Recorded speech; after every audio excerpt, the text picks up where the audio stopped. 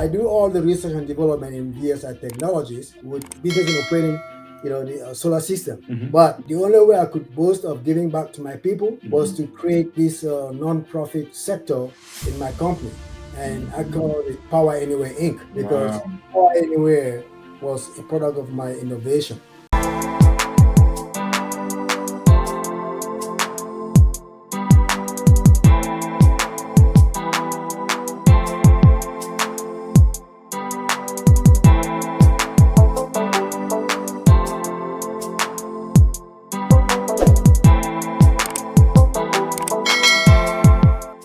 In the 21st century, is it possible to light up a home in the middle of nowhere? In the 21st century, is it possible to go out camping and hope to have dependable lighting and energy to be able to take care of your needs, even if you're in the middle of the Sahara Desert, the Kalahari Desert, or in the middle of the Gobi Desert? Today, we are in luck. We have a distinguished innovator from the motherland who has invented something that is capable of taking care of most of your needs, if not all of your needs. And it's a singular pleasure for us to welcome him to the Story Warrior podcast. My name is Gideon Fomukwai.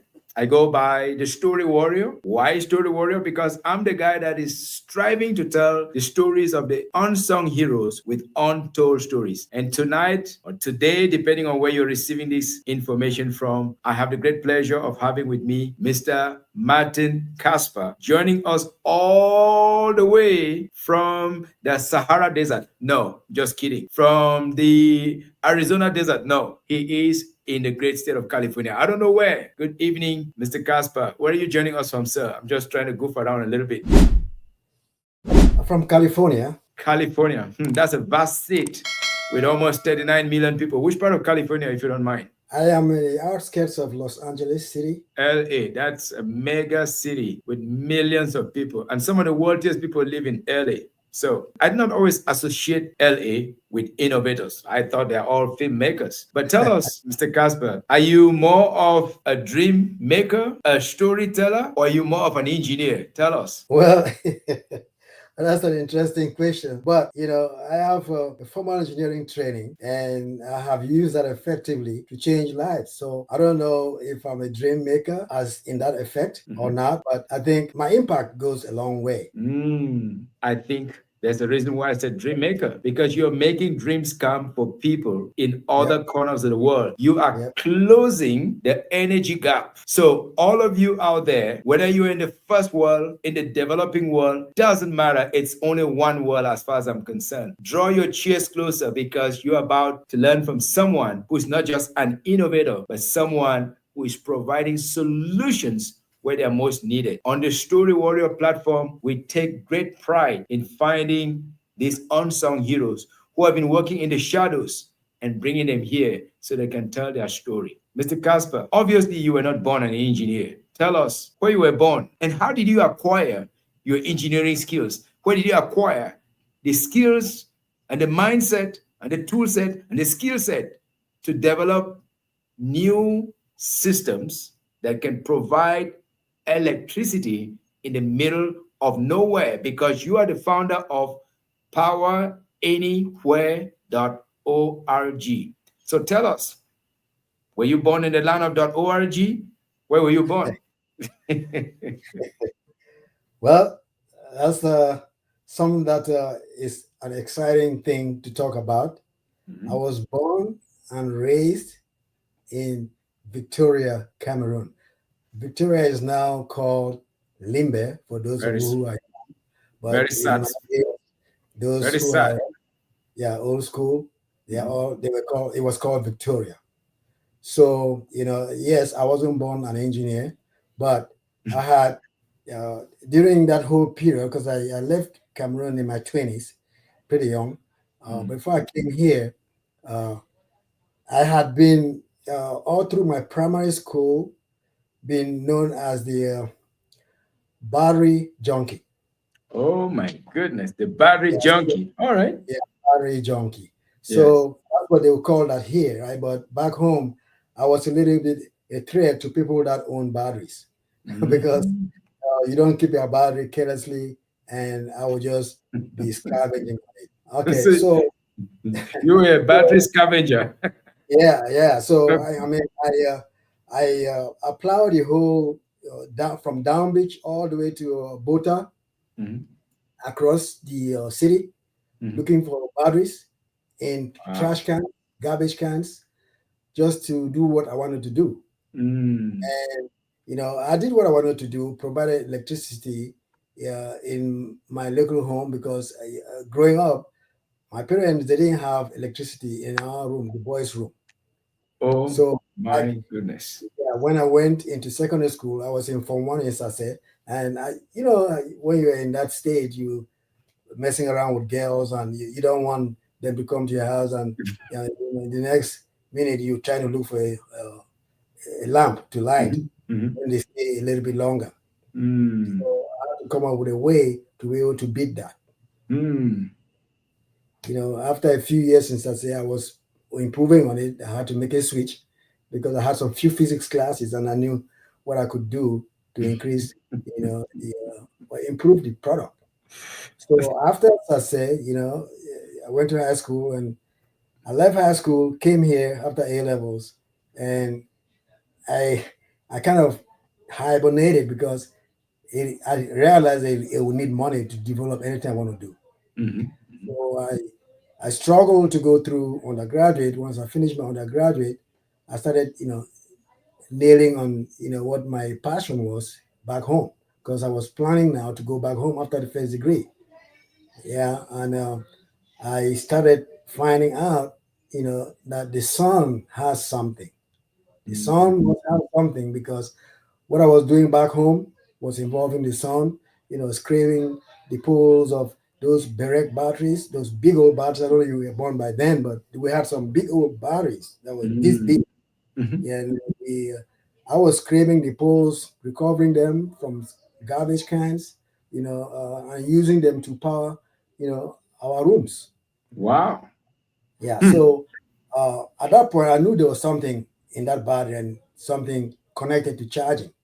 Before I could get into the charging level of things, I sat down and started figuring out what is really in the battery that mhm. needs to be charged or recharged. You know, Wow. yeah.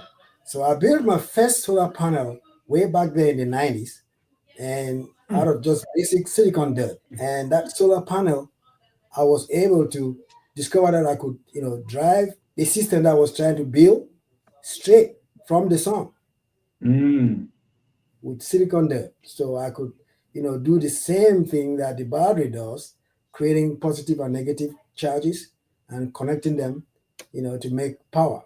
mm. Yep. And this was way back in the 1990s. Oh yes.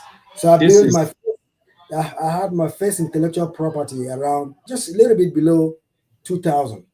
I had my first wow. property. That So is unbelievable. yeah, with that, now I was, in gear to move, forward, deep and deep into the energy field. Mhm. So Wow. I was doing it in parallel, working with the corporate world, so I could not cut off right away Okay. because I didn't have enough money to Yes. do what I wanted to do. So, I stayed in the corporate world until 2015 that I took an early retirement Wow. Wow. because I thought of developing my intellectual properties and making it a business and going back Yes. home to them. This is very unique. I'll tell you this. In Form 1, most of us were only goofing around, laughing with girls, getting into trouble occasionally. But we never thought about inventing something. You were already onto the discovery curve. You were born Yeah, to invent things. So even yeah, in as much as you're having some fun, you're thinking about how to improve the welfare of your home, how to yeah. impress the girls that way.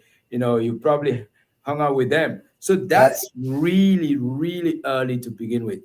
So fast forward, you come to United States, you go into undergraduate. What did you yep.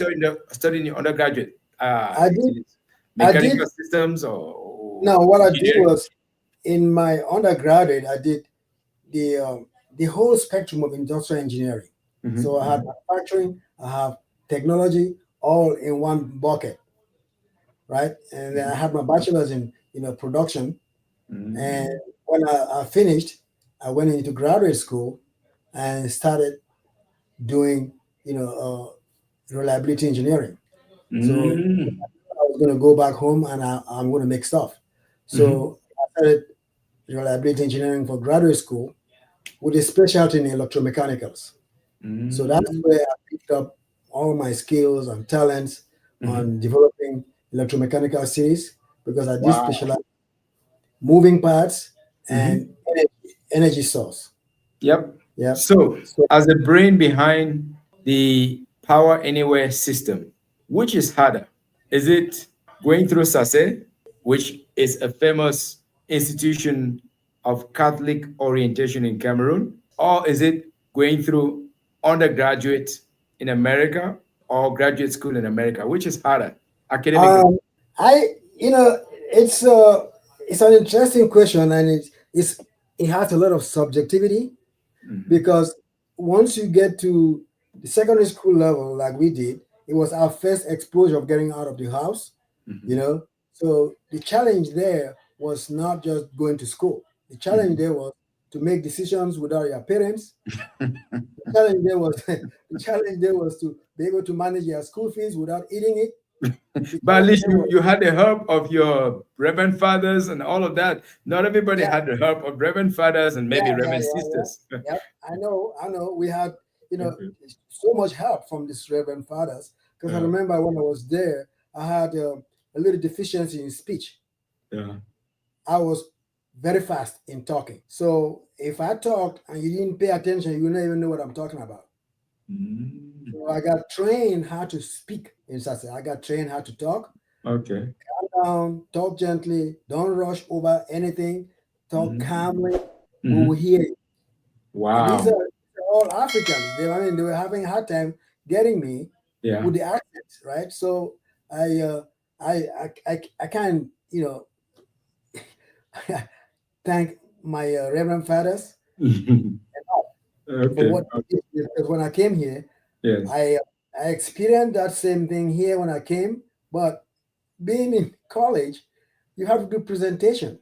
Mhm, So and I had even cut down on the strength of my fast speaking before I could mhm. come. So can you imagine if I came with that same speed in talking?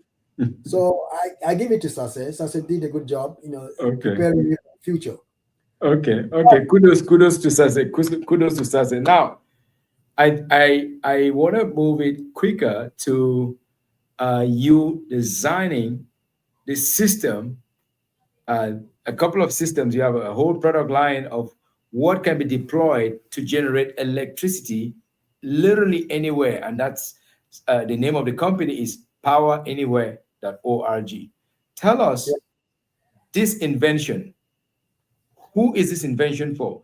Is it for your fellow residents of LA hanging out with celebrities? Is it for people in far-flung places where they don't always have electricity? Is it for a guy like me who has a small room here? I want to power this up and have my production studio. Who is this for? Who are you targeting? I think, you know, I have this in two levels. So I have VSI Technologies Inc. That's where I do all the research and development. Mhm, So that's a real business, a real corporate business. mhm. So it's not like the poweranywhere.org. Okay. So I do all the research and development in VSI Technologies with business in operating, you know, the solar systems. Mhm, But the only way I could, you know, boast of giving back to my people was mhm, to create this non-profit section or sector in my company, and I mhm. call it Power Anywhere Inc. Wow. because Power Anywhere was a product of my innovation. Mhm. So when I came up with my first intellectual property, it Yes. was 10 luxury items. So yeah, people who bought those things were only mostly wealthy people to be able to use it in their homes, Yes. right? But the regular population wouldn't could not use it, Afford it. and Yes. I started looking for ways to enhance my growth in the market. And Mhm. bam, something hit my head because I was using an LED at that time for troubleshooting. Mm-hmm. LED is an acronym for light emitting diode. Yeah. So I was using that for troubleshooting is, attached to my headrail system. Mm-hmm. And once my solar panel makes the juice from the sun, Mm-hmm. that LED is lit. Mm-hmm. Yep. And at night, when there's no sun, the LED goes out. Mm-hmm. But during the day, if a customer calls me that he has problems with the automated system that I built Yeah. with my first property, which was, automatic headrail for, window treatment systems. Okay. So when they call me that, oh, so this thing didn't open, my window didn't open today. The Mm. first line of, troubleshooting I do is your LED on? Yep. Oh no, the LED is not on. Or if he says LED is not on, then I know it is not properly placed, Blocked. because Yeah. it's supposed to be placed where it's able to capture the sun's rays and convert Mm-hmm. it to electrical energy. So if the LED is not on, of course the system is not making juice. Yeah. So the reverse happens. If the LED is on, but the system is not working, that probably a mechanical function within the system. Mm-hmm. So in most cases, it was the LED is not on, the LED is not on, so it was not properly placed. And when you go place them, then you can have the juice to operate the system on your window. Okay, so that's fine. Then I am like, okay, if I can light the LED using the sun's rays, why not? I can do outdoor lighting using the sun's rays. Yeah. The sun is in the daytime making the juice, and I'm figuring out, well, if it's making the juice in the daytime, some kind of way I can be able to store it. So I went back, you go back to my battery days, to my junkie battery days. So I went to developing the storage battery. Mm-hmm. So Mm-hmm. I store it there during the day and make light during the night. So I Mm-hmm. use the same LED to make light at night. So that was Mm. when I had my first innovation award, I because see. I did that conversion effectively. And Hmm. I was able to drop down the price of the Solomatic to a point where people could be able to, use it on the regular cost. Mm. Hmm. Yep. Very interesting. So, if I understand you, this has been a very long process in the coming.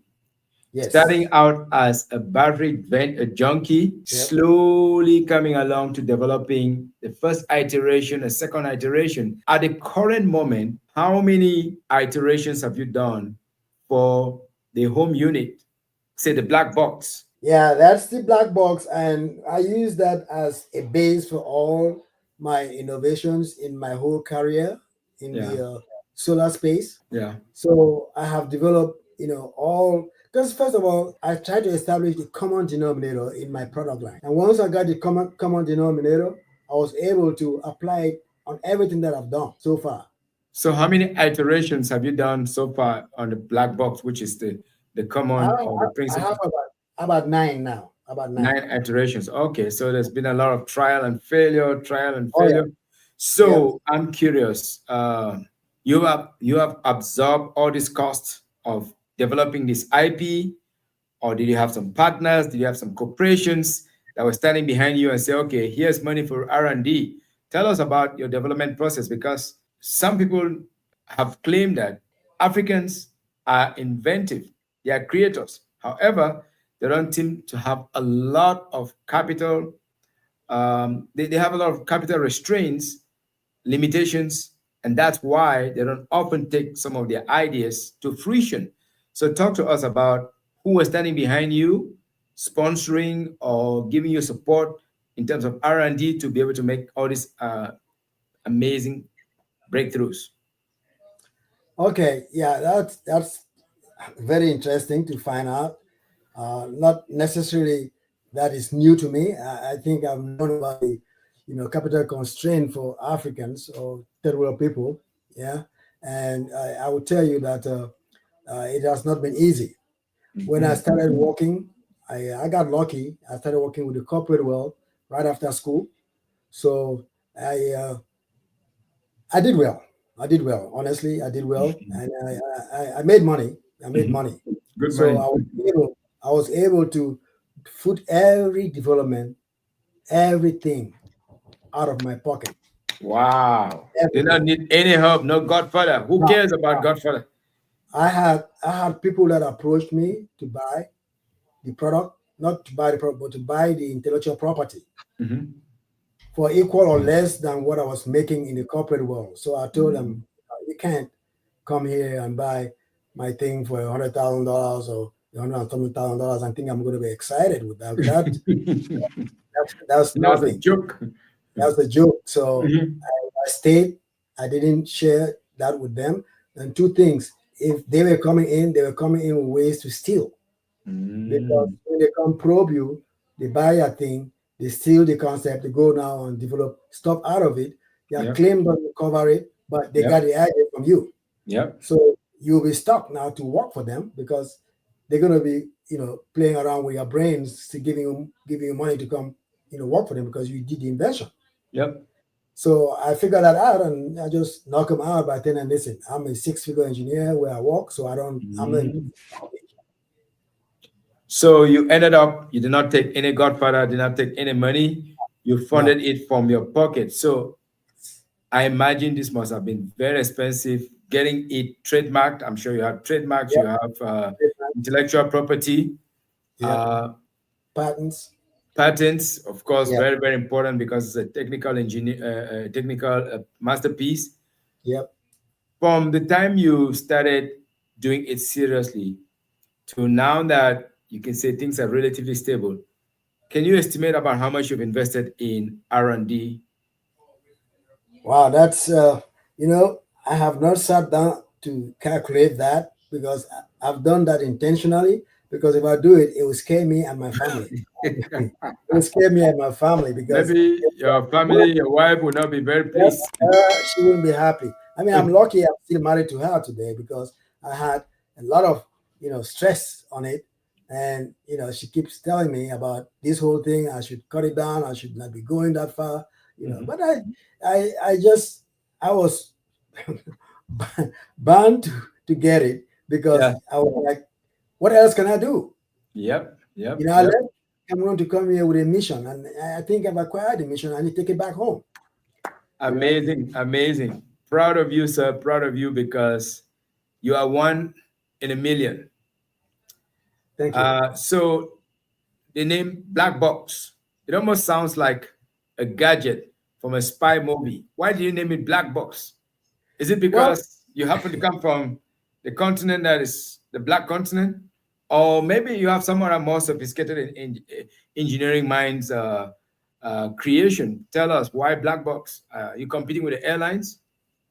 Well, I have aerospace background, so I know the black box is the intelligence of the system. So I kind of named my first, little portable box, executive Mhm. black box. Mhm. So Mhm. the executive black box, will tell you exactly, how you can manage your life every day, anywhere you are. With this Wow. little black box, you can be able to power your system. You can be able Mhm. to charge your cell phones. And you can be Mhm. able to get light. So you know that tells you a lot that that little box is just looking small, but it has a lot of power. Lot of power. Yes, I heard you saying juice, juice. It makes juice, makes juice. I'm thinking, is it a what kind of juice? Is it a lemon juice? Is it a pineapple juice? I don't know. I like mango juice. What kind of juice is are you making from the sun? For goodness sake, you mean real juice or you mean engineering electrical juice? Because you are a very electrical person. Talk to us about that juice, Mr. Casper. Yeah, yeah.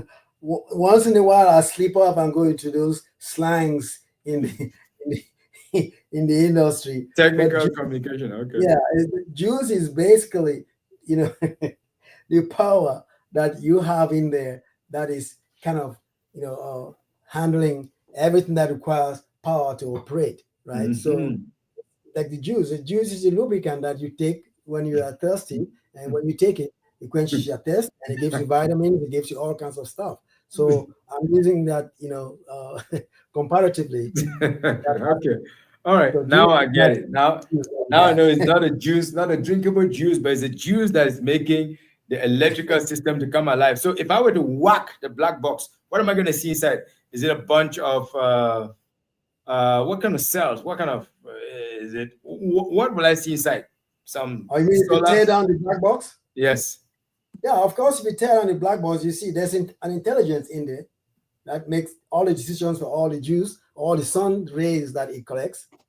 So The you sun have ray, a microchip inside. there is a chip in there that Wow. does everything that you program it to do. Mm-hmm. Yeah. So the intelligence of the system is all in there in that black box, Mm. and without one, none can function without the other. They are all Okay. integrated. So Now you it's know, making some sense. Now it's making yeah. some sense. Okay. If you're just joining for the first time, you are on the Story Warrior podcast. And today I have the great pleasure of having Mr. Martin Casper, the inventor of Power Anywhere system that you can take on a journey to the most remote part of Africa. You can take it to Iceland, you can take it to Greenland, you can take it to no land, and you can plug it and use it because it's tapping from solar. Thank goodness solar is for free, Mr. Casper. So Yes. solar is for free, but you collect this solar, you put it, box it up, and then you sell it to somebody. Tell us, why are you doing that? And how much does it cost for taking something for free, converting into something else, and then say, oh, you guys got to pay me a couple of $100 or thousands of dollars? Yeah, well, thank you for asking me that question because that's exactly why I came up with the Power Anyway Inc. Right. Oh, So okay. yeah, we do all that to to enhance living. Right. So people Okay. don't just live; you got to enjoy life, and Yes. you cannot enjoy life if you don't have power. Power is a key critical component for anything that exists because Mhm. you may think animals in the bushes don't need power. Yeah, they do. They Okay. need power, but the power is crude. They need the sunshine. The sunshine generate Mm. photosynthesis to happen for them to have their own things, right? So Yeah. that Yeah. sunshine, the same sunshine, I took it and I converted it to electrical energy for people to use in their Mm. storage boxes to generate power and do what they need to do Very to live interesting. well. Yep. Okay, so they can live better lives. You're giving Yes. them a tool, the number one tool, Yep. arguably the number one tool, because some people also say it's water. And I'm curious from the point of an engineer, do you need any water to design this? Do you need rare earth minerals to design this? What did you need? What kind of material do you need to design this? Oh, okay. So there's already hydropower, or there had been hydropower before I was born, right? Yeah, yeah. So that was the one that was happening then. So in my own era or my own lifetime, I discovered the sun. Mm. So I'm like, okay, the sun is out there. What can I do?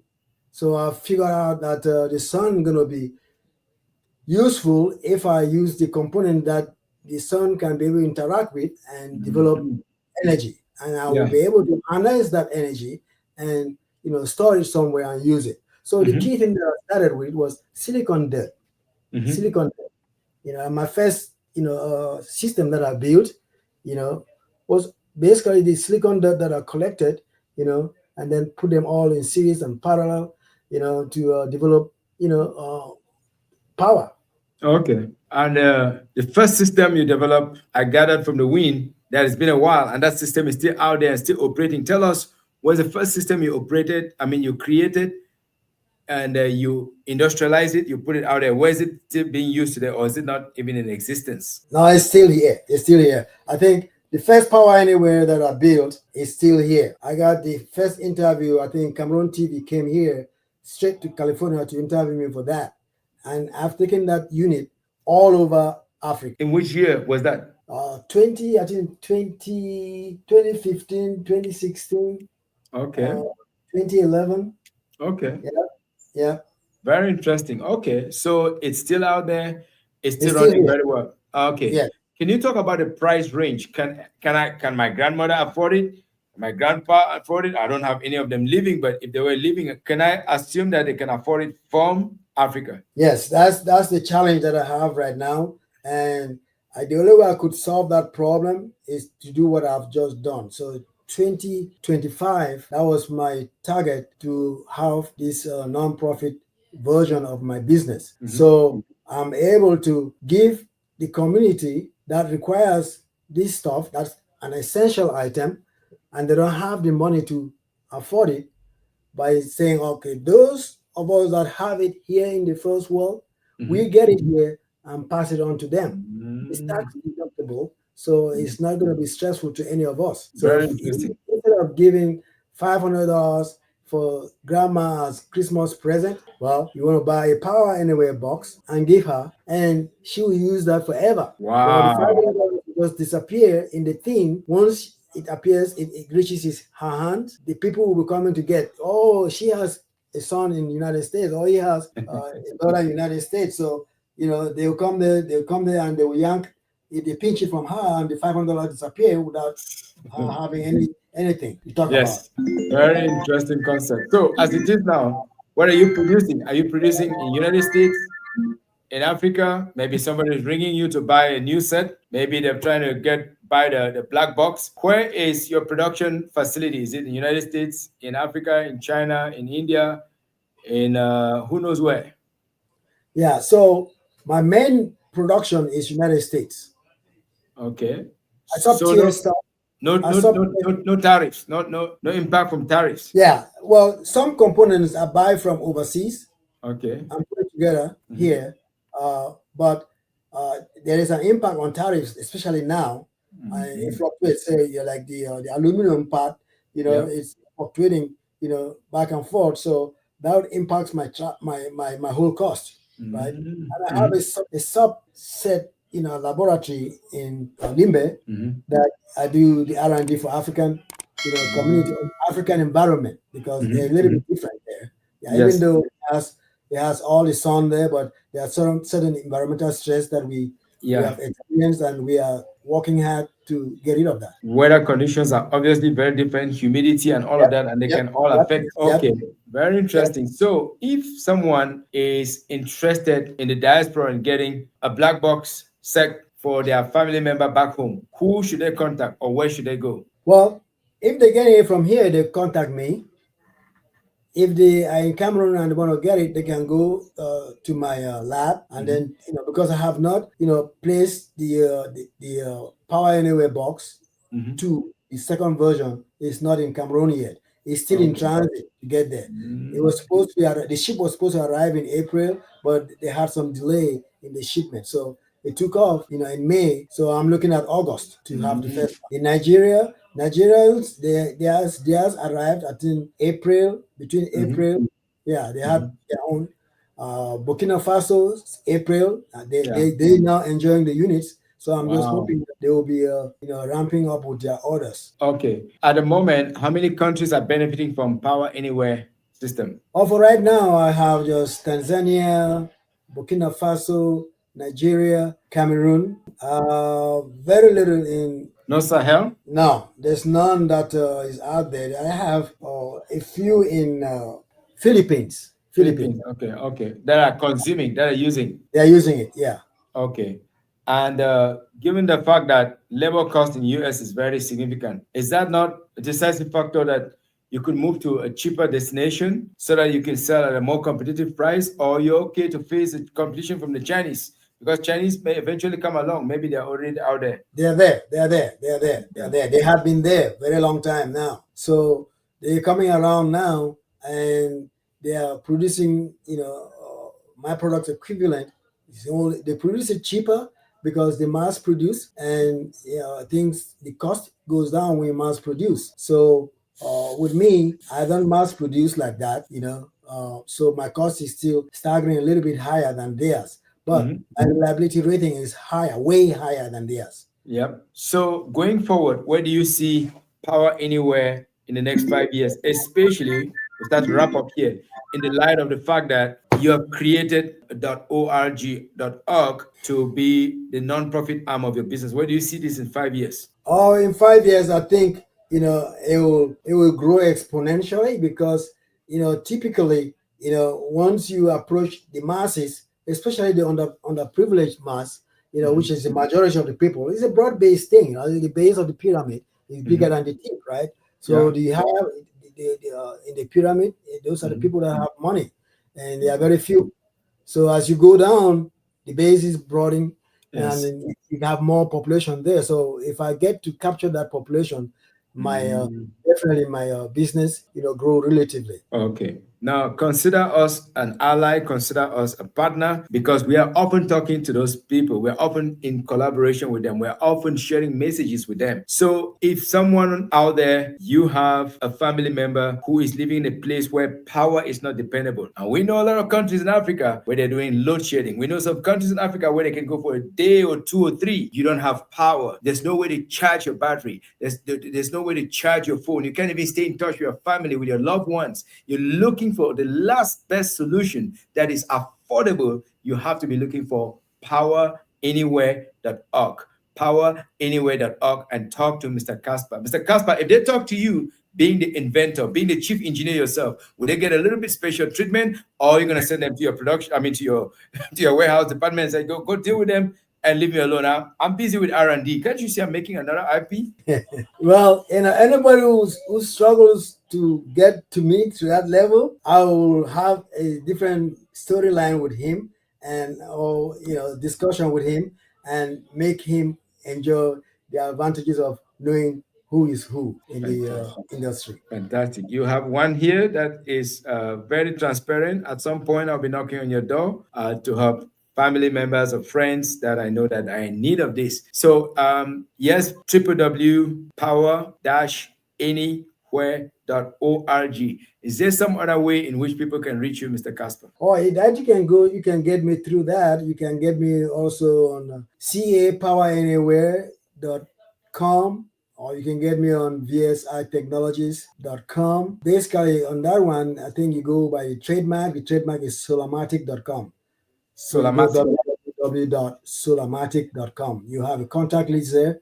So that will come to me directly, because that's my mother product line. That's the basic where I started. Okay. So anything there with solar, that's why you call it Solomatic. Am I correct, or am I just missing my train of thought here? No, you're correct. But the thing there is, Solomatic is, of course, it's an acronym that I put together. Just stands for solar automatic. So Okay. it's Solar, two words, solar solar and automatic. automatic. Yeah. Solar and automatic. Okay. Sounds a good one. Sounds Solomatic. Makes it very automatic. And if you're out there, you want to help a loved one in the family, please look no further than reaching out to Power Anywhere. You never know how one design can make your life a lot more comfortable. So today, it's been an absolute pleasure to speak with Mr. Casper, an inventor of Cameroonian origin based in Los Angeles, California. Today, it's a special day because he's been working on this for so long, but we only got lucky to know about his work about 2 weeks ago, and we're grateful that he found the time to talk with us. So, Story Warriors, if you like this story, please subscribe. If you like his journey from absolute obscurity, from goofing around in Sase with batteries and girls, now he's making great inventions that are changing lives of people all over the world. If you're inspired by that story, if you're encouraged by that story, please like our message, like this message, subscribe in this message, make a comment to Mr. Casper, because that's how we grow. It takes two hands, it takes two bangles to make a jingle. You cannot make a jingle with one single bangle. So you and us, we're all part of that jingle. So thank you, Mr. Casper. Before I let you go, what is the best book you have ever read, sir? What's the best book I've ever read? Yes, sir. Things Fall Apart. Things Fall Apart by Mr. Chinua Achebe. Okay. Yes, yes, I'll give it yes, to you. yes, All right. yes. Second one. What is your best quote? What keeps you focused, or what quote do you see whenever you think about it? It turns you on, and you are ready to go get into action. Uh, there are a lot of them that's kind of scrambled in my head. Okay. Okay. We can let that one slide. Yeah. Let's see. If you go to a party and it's an African diaspora party, there is Achu on one corner. There is Fufu corner and Aaron on one corner. There is Nangtar on one corner. There's ngomtare on one corner. There's jollof on one corner. Which one of them are you gonna grab and put into your plate, sir? Oh, that's pretty simple, man.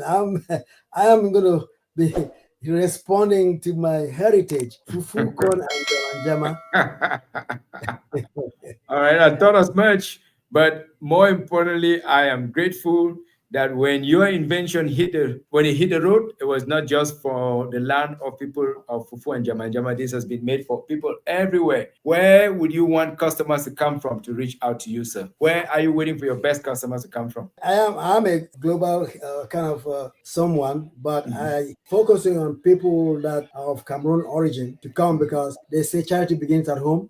I want to make sure every home is touched by power anywhere. Every home is touched by power anywhere. That would be Very my good. greatest pleasure. Very good. Thank you so much, Mr. Casper.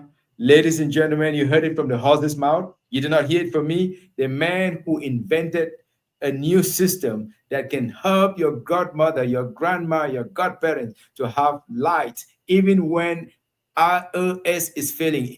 I don't care if they call it Sonel, they call it ROS, whatever company you have, even if it fails, your parents can still have light. Thanks to Mr. Martin Casper, who has been working on this invention for decades. For decades. This has been another phenomenal edition of episode of the Story Warrior podcast, and we are inviting you to go to poweranywhere.org.